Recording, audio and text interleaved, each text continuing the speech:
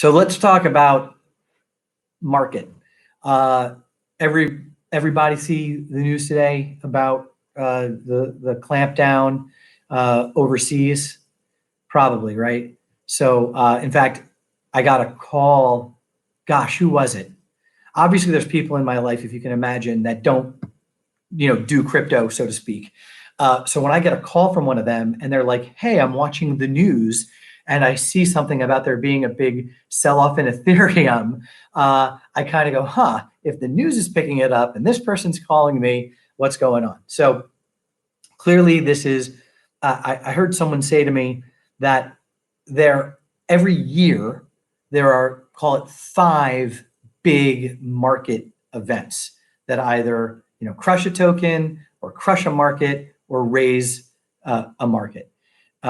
So we are living today on May 19th, one of the, I'm going to say, 5 moments in 2021 that crushed the market.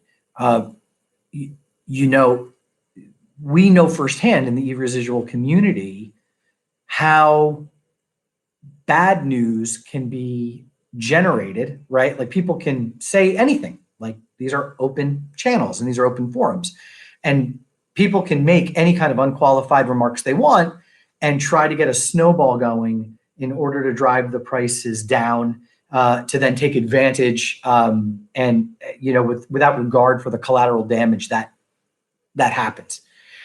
So clearly, I think some of the correction we're seeing in the broader markets might be exacerbated by, I see Daniel, he said, call it FUD, right? It really is. It's like broad market FUD. But the uncertainty is, the uncertainty, it's real, it's present. The two contributing factors in value of anything is expected benefit stream and the uncertainty around that future benefit stream. So whenever I was doing valuation, you look at what is your best guess at what the future benefit for something today is, and then what's the risk associated with it. If you play with the risk, you can have a much greater impact on value than by honing in, by trying to sharpen the pencil on the expected benefit. So the expected benefit is a number that you can kind of tweak, but if you can change risk, then you can really increase value. And today, big increase in risk as a result of what happened overseas, and so values drop. But it's also a very interesting opportunity to bring people in that, new money, new eyeballs into the broader markets, because they may have looked at where something was priced before and said, "Man, I really can't." Or they look at the size of the correction and say, "Gosh, I'm going to go fill it in."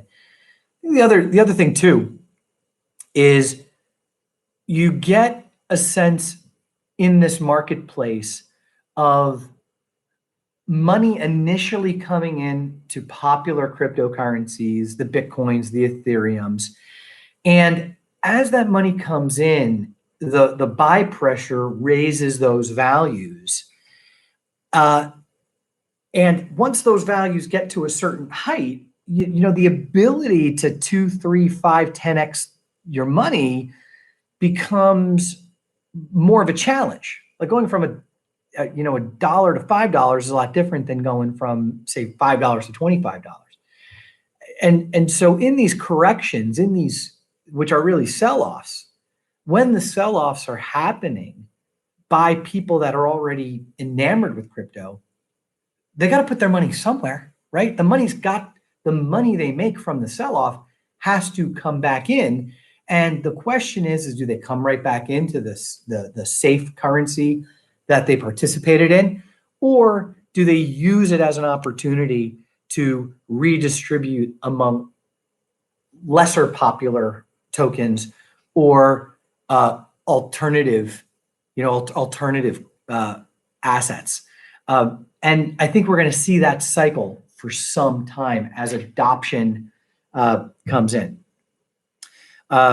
So I think in general, the fact that, and again, at the risk of talking about where we are positioned relative to the broader market, I think what we're seeing is obviously a correlation related to that. And when things, if we are not as impacted as other markets, I think it's a testament to the fact that there's a real base to our concept and a real following, and we're on an upswing. Every day, this project is less risky than it was the day before.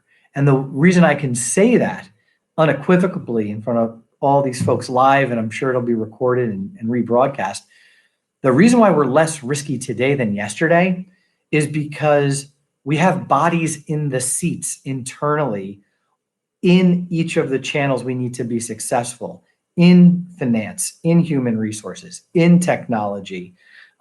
We are working, building a robust marketing infrastructure. And so if those people are in the seats as of yesterday and the day before and the week before that, well, today we're having the meetings where we say, okay, how are we going to work backwards from our strategic objectives?